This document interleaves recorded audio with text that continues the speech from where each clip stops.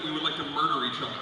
And it was really sincere. I think the thing that triggered it off, a few years back, there was a story on the news. You remember about this guy? His plan was he was going to murder his wife with a frozen turkey. You remember that guy? He actually tried to kill his wife with a frozen turkey. Here was his plan, okay? He was going to beat her with the frozen turkey, and then he was going to eat the fucking frozen turkey. Eat the evidence. It's almost like when you hear you can stab somebody with an icicle, and then when it melts, no fingerprints, no trace. I know, you're like, oh, that's a good idea, dude. I know. Like, where can I get an icicle? If you can't find an icicle, take a popsicle, sharpen that chip, boom, shank. But don't use the orange, those are my favorites. We were sitting there talking about this guy. Let's really break it down for a minute. First of all, let's give this guy some props. Let's give him some kudos. Okay, he was gonna beat his wife with a frozen turkey. Have you ever tried to handle a frozen fucking turkey? Even just moving it a few feet, that's a slick little puppy right there. Let alone aiming and connecting with somebody. That's a learning curve. He must have practiced in a dojo with smaller turkeys for months before finally graduating to the butterball of death, apparently. And that was his plan. He was going to eat the evidence. So I could never kill somebody with an entire turkey because that's just too much evidence for me to consume right there. I would need to know an entire group of people that also wanted that person dead.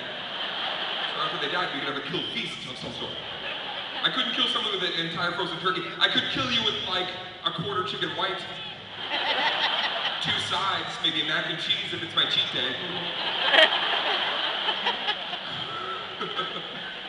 Holy shit, that's what we were talking about around the table. And then we were hearing all these weird stats that was like, that same year, 7 people had died in this country because somebody throws a coin out of a tall building window. It becomes like a projectile, it goes right through your head.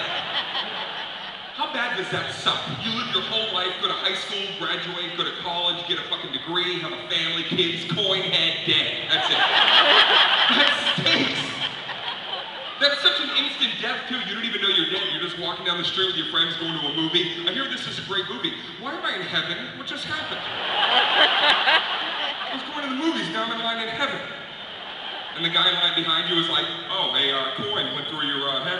Mm-hmm. Penny for your thoughts. Nah.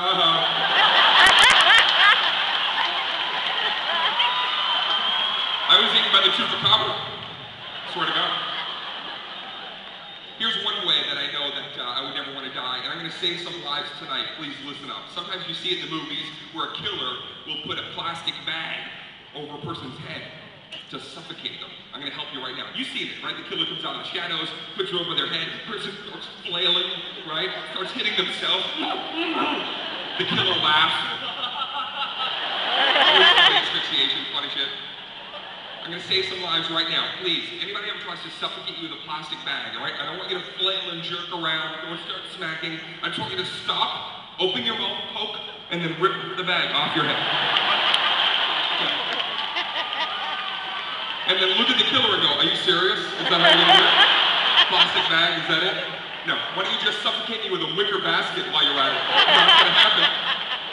Drown me.